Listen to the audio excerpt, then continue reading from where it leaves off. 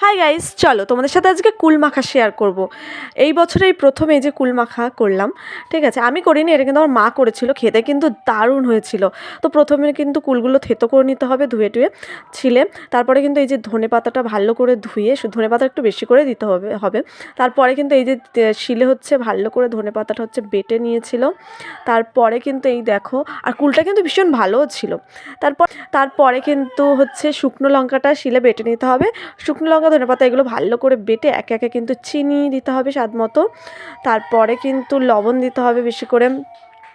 তারপরে কিন্তু ভালো করে হচ্ছে মাখাতে হবে হাত দিয়ে, চটকে চটকে মাখিয়ে। তারপরে দেখো এই যে মাকে বললাম একটুখানি টেস্ট করে বলো, কিন্তু আমার মা তো পারবেই না, কি বলবো। তারপরে দেখো বাবাকে বললাম, কিন্তু বাবা তো রিয়াকশানই দিতে পারছে না, কি বলবো, কিছুই বলার নেই। তারপর শেষমেশ আমাকেই খেয়ে বলতে হচ্ছে, রিয়াকশানটা দিতে হচ্ছে। দারুণ ছিল, বিশ্বাস করো। তো ভিডিওটা যদি তোমাদের ভালো লাগে অবশ্যই লাইক করে